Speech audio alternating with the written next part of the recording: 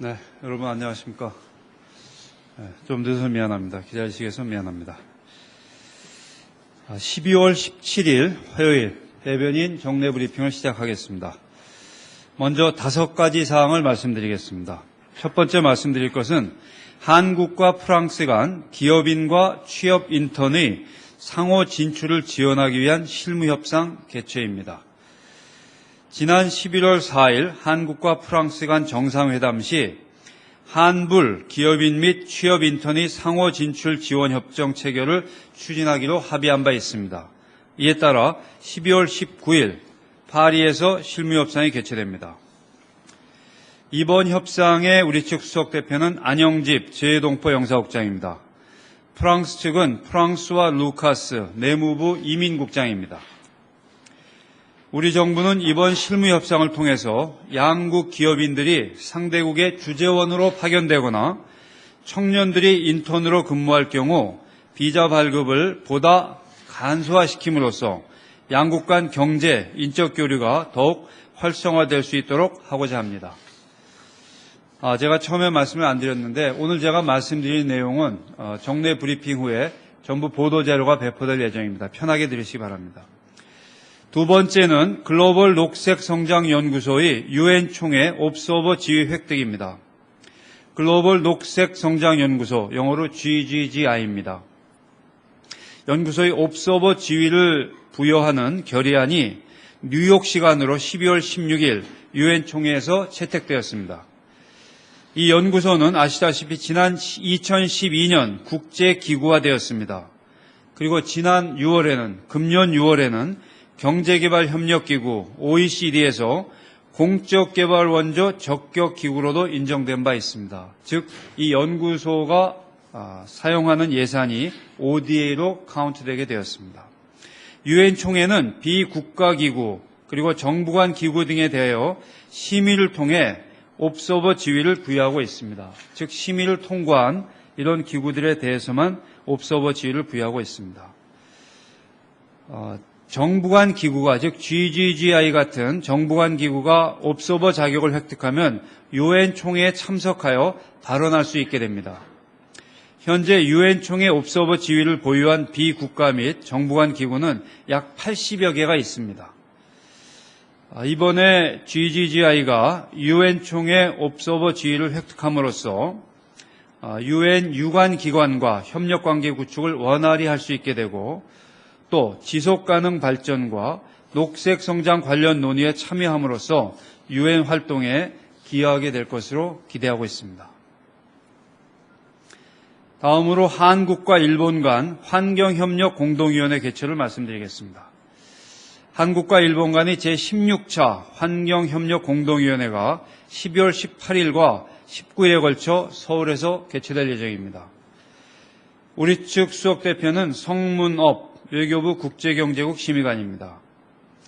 일본 측 수석 대표는 미나미 히로시 외무성 지구규모과제 심의관실 부국장입니다. 그리고 양국의 관련 부처들이 함께 참여합니다. 이번 공동위원회에서 양국은 이미 해오던 기존협력 사업의 이행 현황을 점검하고 또 앞으로 어떻게 이것을 더 발전시켜 갈 것인가를 논의하게 됩니다. 또한 영내 협의체에서의 협력 강화 방안, 영내 환경협력 관련 협의체에서 어떻게 협력을 갈 것인지, 해양오염, 대기오염 등 양국 관심사항과 생물 다양성 협약 당사국 총회 개최, 기후변화 대응 등 글로벌 환경 문제를 둘러싼 협력에 대해서도 포괄적으로 논의할 예정입니다. 다음으로는 한국과 중앙아시아 국가 간 한중앙아의 밤 행사를 말씀드리겠습니다. 한중앙아의 밤 행사가 12월 18일 외교부 주최로 개최됩니다. 우리 정부는 유라시아 협력 확대 및 상생과 협력의 대중앙아 외교를 기조로 그간 다양한 교류협력 사업을 시행해 왔습니다. 이번에 한중앙아의 밤 행사를 통해 이러한 교류와 협력사업 성과들을 논의하고 또 중앙아시아에 관심을 둔 인사들과 교류의 장을 마련할 예정입니다. 이번 행사에는 주한 키르기즈 대사, 주한 카자흐스탄 대사, 주한 우즈베키스탄 대사가 참석합니다. 그리고 지난 11월 한국에 공관을 개설한 투르크메니스탄 대사관이 대표단도 참석합니다. 이 이외에도 외교사절단들이 참석하게 됩니다. 그리고 민간으로부터 즉 산업계, 학계 등 150여 명의 관계자들이 참석할 예정입니다. 이번 행사를 통해서 한국과 중앙아시아 인사들 간 네트워킹이 보다 강화되고 우리 기업과 민간단체들이 중앙아시아 진출 확대에도 기여할 수 있게 되기를 기대하고 있습니다. 끝으로 중남미 자원 및 인프라 관련 심포지움 개최 소식을 말씀드리겠습니다. 외교부는 우리 건설 관련 기업이 중남미 진출을 지원하기 위해 12월 19일 서울에서 대중남미 인프라 플랜트 시장 진출 확대 방안에 대한 심포지움을 개최할 예정입니다. 이번 행사에는 우리 기업이 해외 건설 활동을 종합적으로 지원하고 있는 해외건설협회와 우리나라의 대표적 공적 신용기관인 한국무역보험공사 관계자가 발표자로 참여합니다. 이 심포지움은 외교부 중남미 자원인프라협력센터가 우리 기업이 중남미 진출을 지원하기 위해 2010년부터 연례적으로 개최해오고 있습니다. 네, 이상으로 제 발표를 마치겠습니다. 질문 있으시면 답변하겠습니다.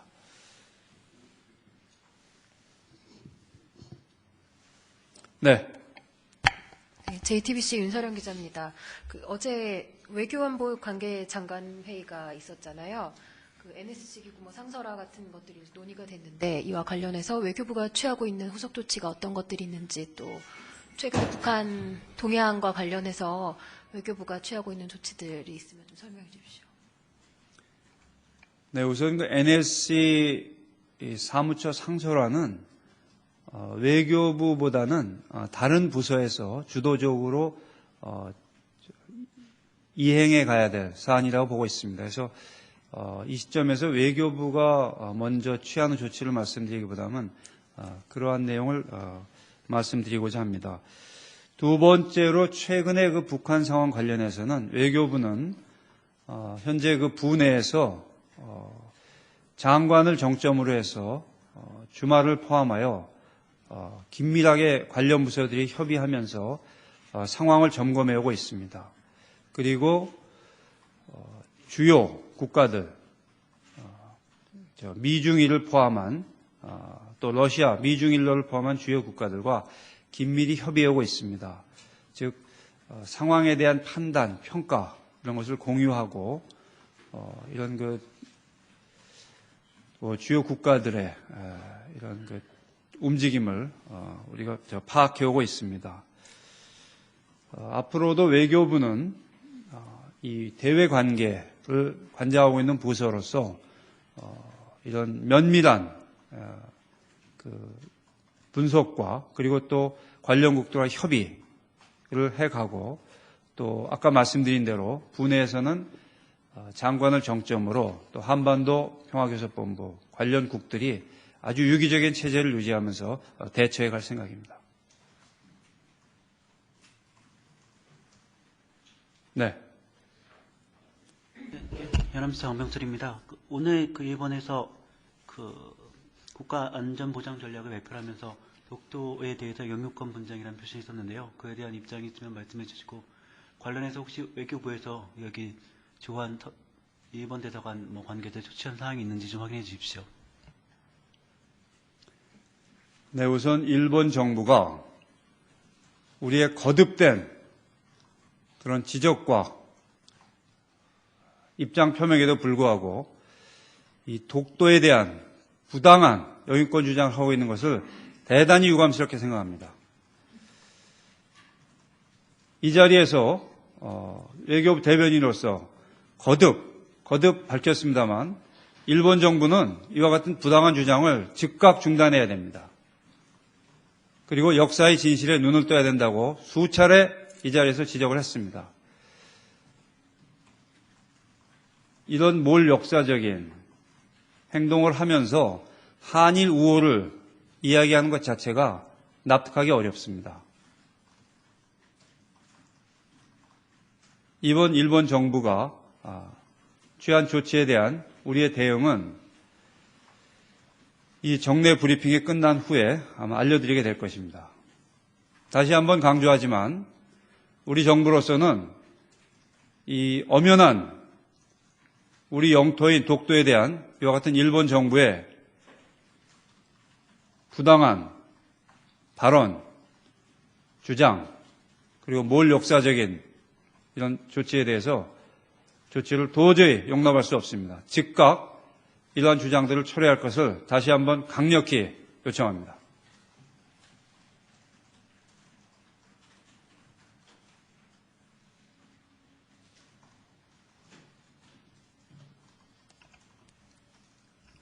교통통신 마사모토라고 네. 합니다.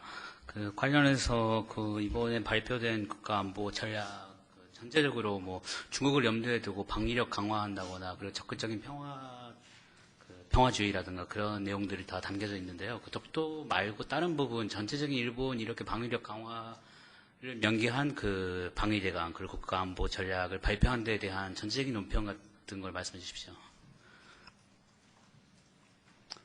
네, 거듭 일본 정부의 그런 방위안보 관련 움직임에 대해서는 우리 입장을 그동안 말씀드려 왔습니다.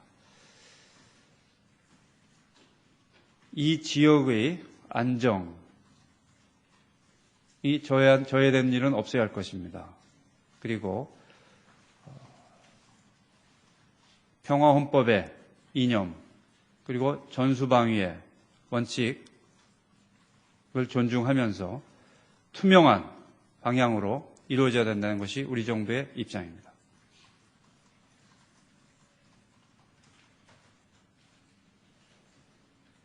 네. 북한 관련해서 말씀하셨던 점 여쭤보면은 지금 북한의 도발 가능성에 대한 외교부의 판단, 특히 4차 핵실험 가능성에 대해서 어느 정도의 가능성이 있다고 보시는지 좀 말씀해 주십시오. 북한이 도발 가능성에 대해서는 외교부가 아닌 그것을 직접 그 문제를 소요 임무로 하고 있는 부서가 밝히는 것이 적절하다고 생각합니다. 북한이 그 4차 핵실험 가능성 관련해서는 북한이 언제라도 핵실험을 실시할 수 있는 그러한 그 상황의 기술적인 준비는 되어 있다고 보고 있습니다. 그리고 정부로서는 관련 동향을 면밀하게 지켜보고 있습니다. 네. 통일뉴스 김치경 기자입니다. 방위비 분담금 협상이 막바지에 이른 걸로 알고 있습니다. 지금 현황과 주요 쟁점 같은 거 소개하실 수 있는 부분이 있다면 소개해 주십시오. 네. 정부로서는 그 한미 간 방위비 분담 관련해서 우리 국내의 다양한 목소리를 감안하면서 협상에 임해오고 있습니다. 그간 그 많은 수차에 걸친 그 회담이 이루어졌습니다. 일부 진전이 있는 것으로 알고 있습니다. 그러나 아직 완전 타결은 이르지 못하고 있습니다. 정부로서는 현 협정이 종료되기 전에 다음 협정을 타결시키는 것이 바람직하다는 생각하에 지금 최선을 다해 임하고 있습니다. 앞으로도 가능한 한 조기에 타결될 수 있도록 최선의 노력을 기울여 갈 것입니다.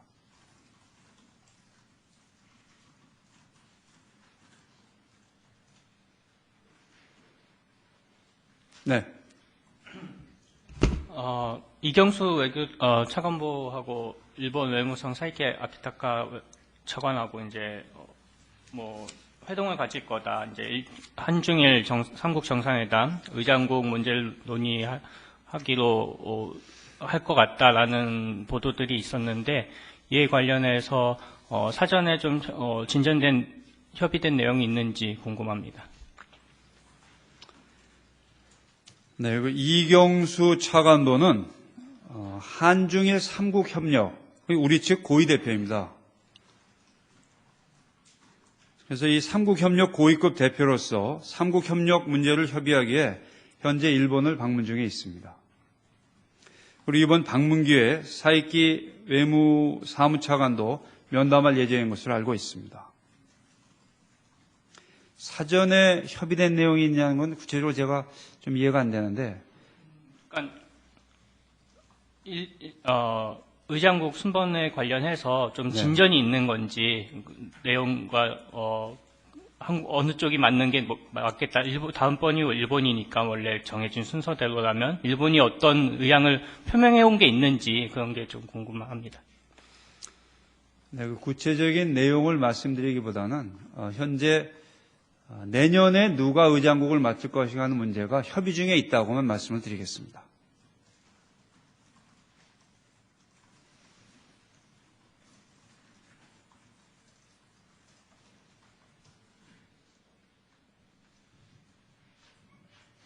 네.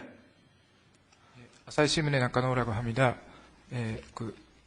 이견스 차관부님의 도쿄 방문에 관련해서 올해 안에는 그러면은 한중일 정상회담은 뭐 없다고 단언을 할 수 있으면 해주시고, 그리고 내년에 위장국에 대한 그러면 한국 외교부의 입장에 대해서는 아마 다음에 정상회담을 할 때까지는 한국이 하겠다든지 어떤 입장 지금 갖고 계시는지 말씀 부탁드립니다. 그리고 며칠 전에 사이키 일본 외무성 차관이 서울에 방문해가지고 한일 전략 대화를 올 25일쯤에 하겠다라고 하는 보도가 나왔습니다. 거기에 대해서는 어느 정도 지금 논의가 되고 있는지 말씀 부탁드립니다. 네. 올해 내로 한중일 정상회담이 열릴 수 있는가 하는 문제는,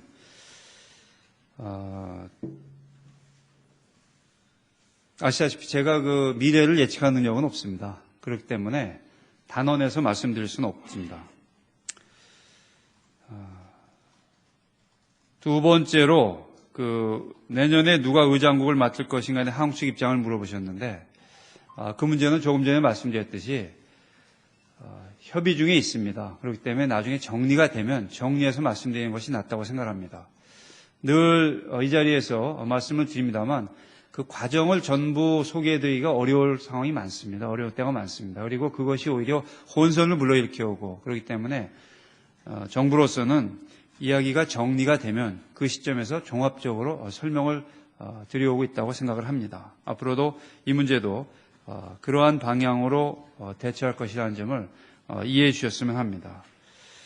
그리고 사이키 일본 외무성 사무차관이 방한해서 우리 측 외교부 1차관하고 전략 대화를 하는 문제는 아직 날짜나 의제가 확정된 것이 없습니다. 그렇기 때문에 그것도 결정이 되면 말씀드리고자 합니다. 네. 네, 한미 차관 대화를 위해서 지금 1차관께서 방미 중이신 걸로 알고 있습니다. 그렇습니다. 그 일정과 주요 의지 같은 거 소개하실 수 있는 것 좀 알려주시기 바랍니다. 워싱턴 시간으로 17일 김규현 외교부 1차관이 카운터파트, 즉 미 국무성 정무차관하고 정무차관의 부장관, 제가 갑자기 단어가 떠오르지 않았는데 부장관하고 한미 간의 이런 차관급 전략 대화를 할 예정입니다. 그리고 방문을 한 기회에 국무성 그리고 또 백악관 등의 이런 한미 관계에 관련되는 인사들을 만나보는 것으로 알고 있습니다.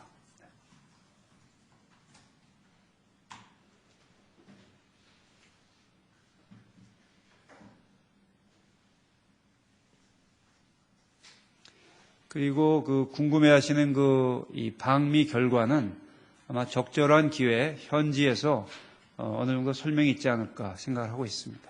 네.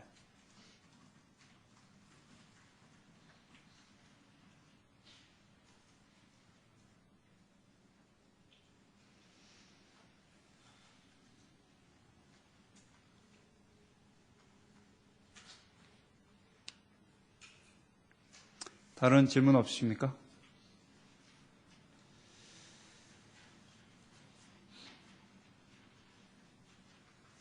네. 그러면 마치기 전에 아까 그 질문하신 그 일본의 이 국가안보 전략인가요?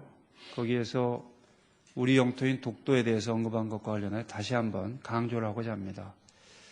일본 정부 그리고 이 정계에서 이러한 부당한 주장 빨리 중단해야 됩니다. 그것이 한일 우호의 길입니다. 이 점을 다시 한번 강조하고자 합니다.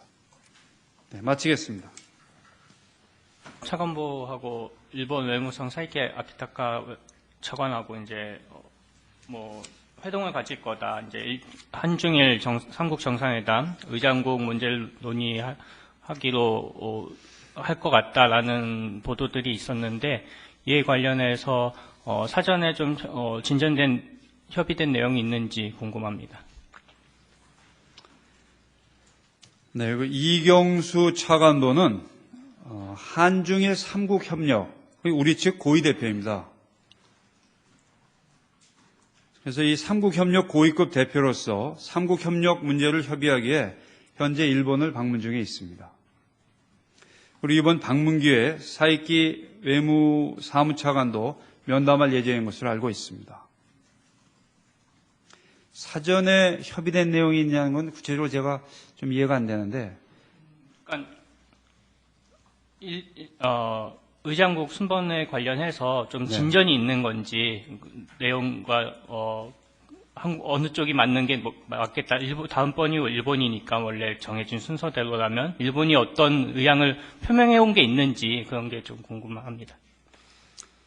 네, 그 구체적인 내용을 말씀드리기보다는 현재 내년에 누가 의장국을 맡을 것인가 하는 문제가 협의 중에 있다고만 말씀을 드리겠습니다.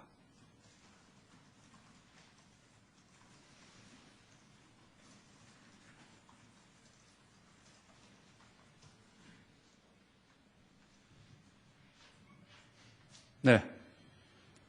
아사히 신문의 나카노라고 합니다. 이경수 차관부님의 도쿄 방문에 관련해서 올해 안에는 그러면은 한중일 정상회담은 없다고 단언을 할 수 있으면 해주시고, 그리고 내년에 위장국에 대한 그러면 한국 외교부의 입장에 대해서는 아마 다음에 정상회담을 할 때까지는 한국이 하겠다든지 어떤 입장 지금 갖고 계시는지 말씀 부탁드립니다. 그리고 며칠 전에 사이키 일본 외무성 차관이 서울에 방문해가지고 한일 전략 대화를 올 25일쯤에 하겠다라고 하는 보도가 나왔습니다. 거기에 대해서는 어느 정도 지금 논의가 되고 있는지 말씀 부탁드립니다. 네. 올해 내로 한중일 정상회담이 열릴 수 있는가 하는 문제는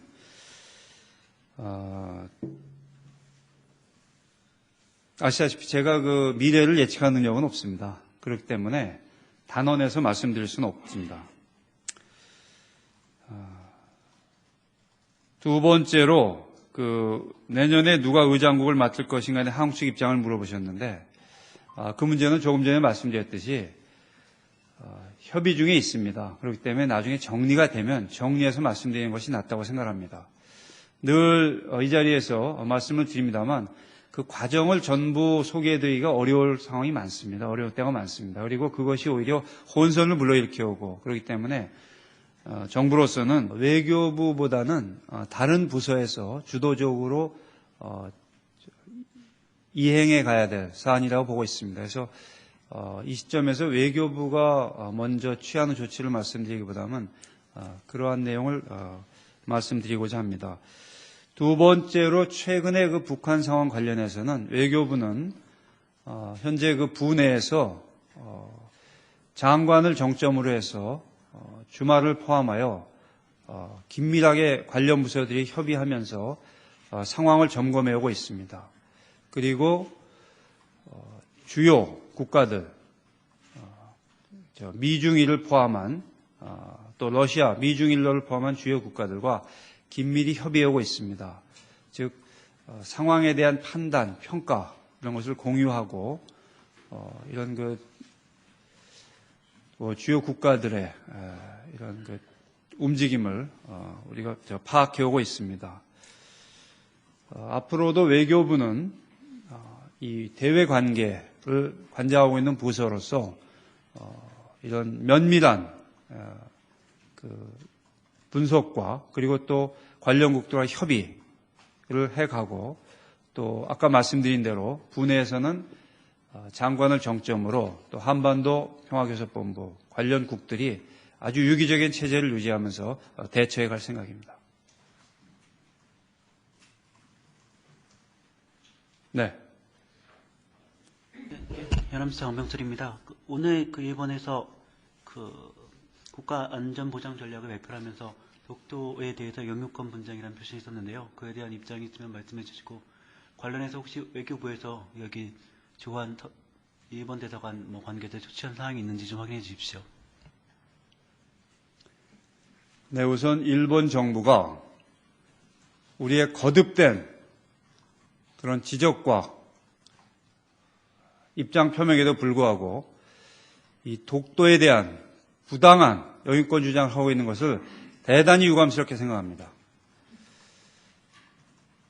이 자리에서 외교부 대변인으로서 거듭 밝혔습니다만 일본 정부는 이와 같은 부당한 주장을 즉각 중단해야 됩니다.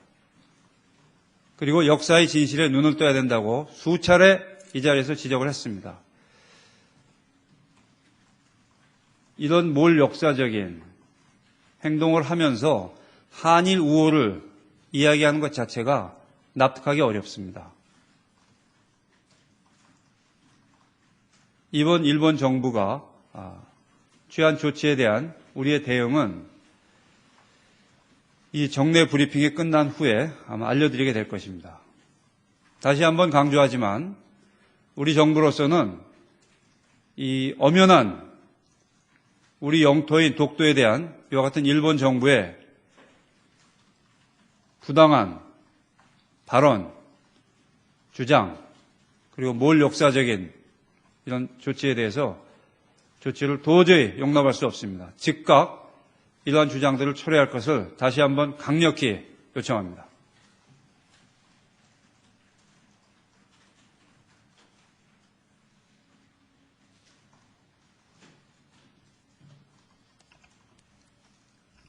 교도통신 마스모토라고 네. 합니다. 관련해서 이번에 발표된 국가안보 전략 전체적으로 중국을 염두에 두고 방위력 강화한다거나 그리고 적극적인 평화주의라든가 그런 내용들이 다 담겨져 있는데요. 독도 말고 다른 부분 전체적인 일본이 이렇게 방위력 강화를 명기한 방위대강 그리고 국가안보 전략을 발표한 데에 대한 전체적인 논평 같은 걸 말씀해 주십시오. 네, 거듭 일본 정부의 그런 방위안보 관련 움직임에 대해서는 우리 입장을 그동안 말씀드려 왔습니다. 이 지역의 안정이 저해된 일은 없어야 할 것입니다. 그리고 평화헌법의 이념 그리고 전수방위의 원칙을 존중하면서 투명한 방향으로 이루어져야 된다는 것이 우리 정부의 입장입니다.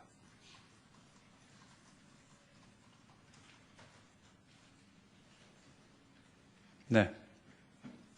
북한 관련해서 말씀하셔서 좀 여쭤보면은 지금 북한의 도발 가능성에 대한 외교부의 판단, 특히 4차 핵실험 가능성에 대해서 어느 정도의 가능성이 있다고 보시는지 좀 말씀해 주십시오.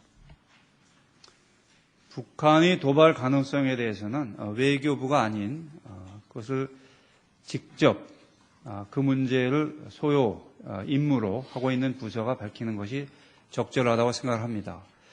북한의 4차 핵실험 가능성 관련해서는 북한이 언제라도 핵실험을 실시할 수 있는 그러한 상황의 기술적인 준비는 되어 있다고 보고 있습니다.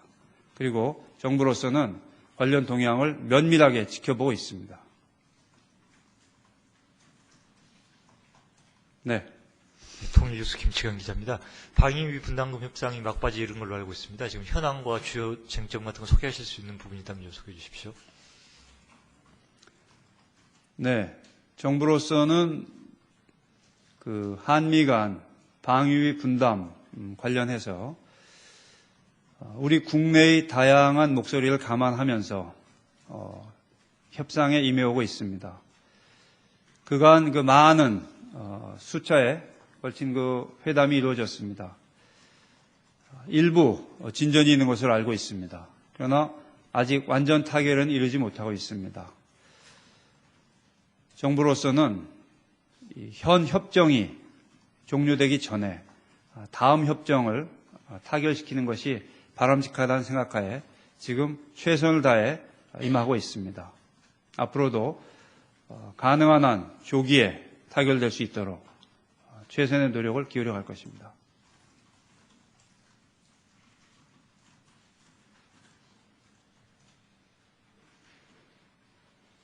네. 이경수 외교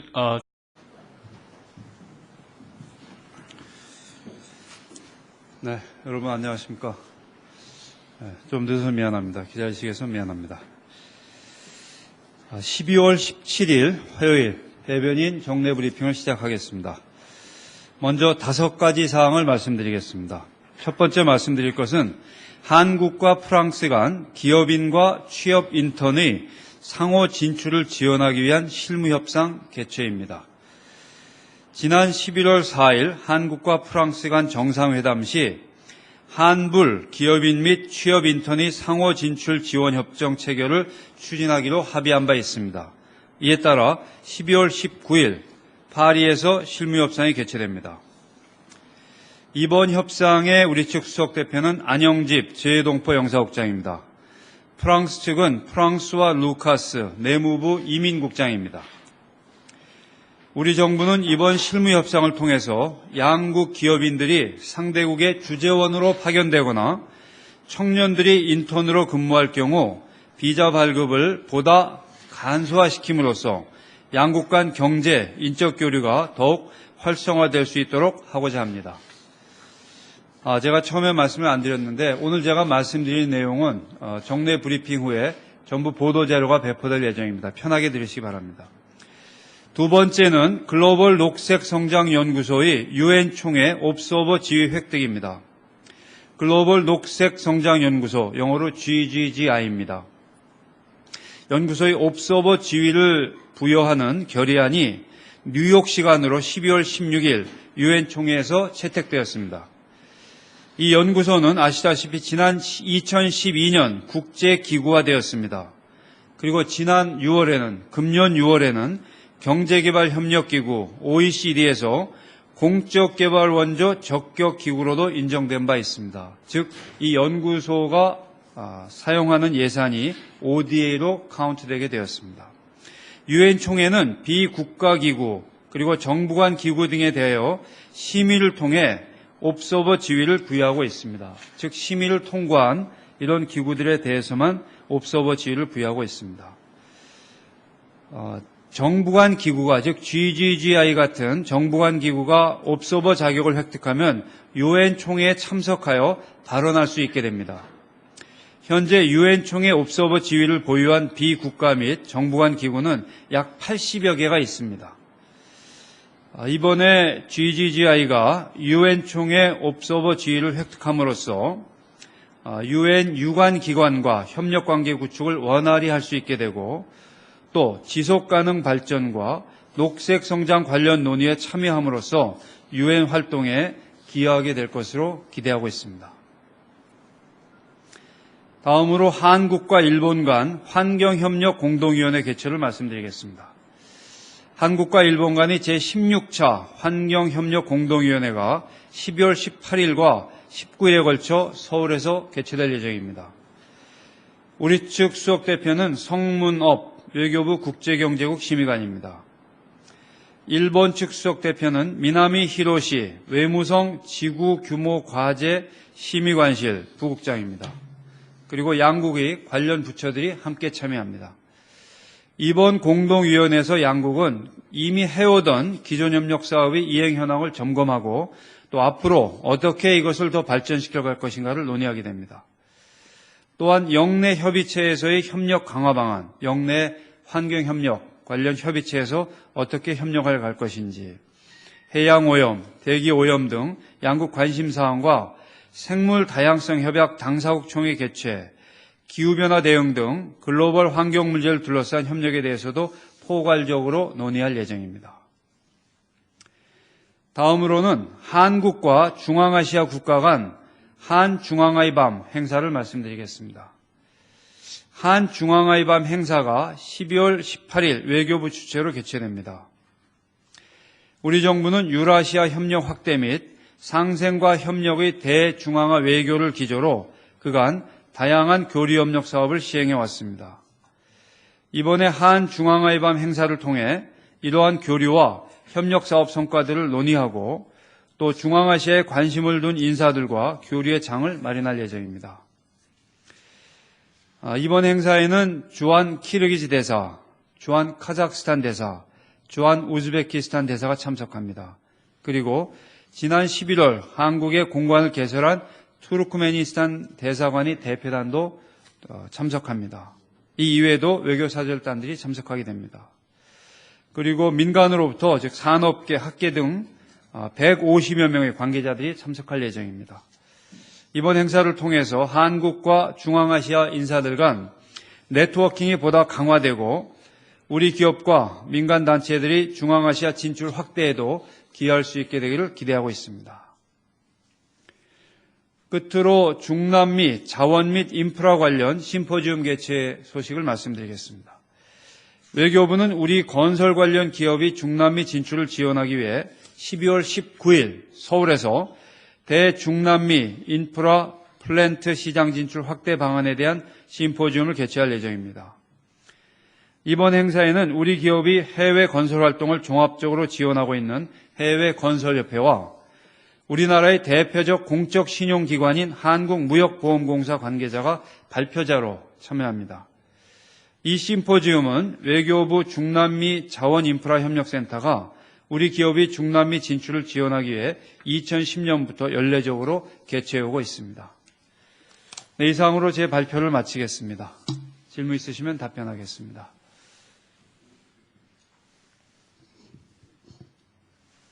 네. JTBC 윤서령 기자입니다. 어제 외교안보 관계장관 회의가 있었잖아요. NSC 기구 상설화 같은 것들이 논의가 됐는데 이와 관련해서 외교부가 취하고 있는 후속 조치가 어떤 것들이 있는지 또 최근에 북한 동해안과 관련해서 외교부가 취하고 있는 조치들이 있으면 좀 설명해 주십시오. 네, 우선 NSC 사무처 상설화는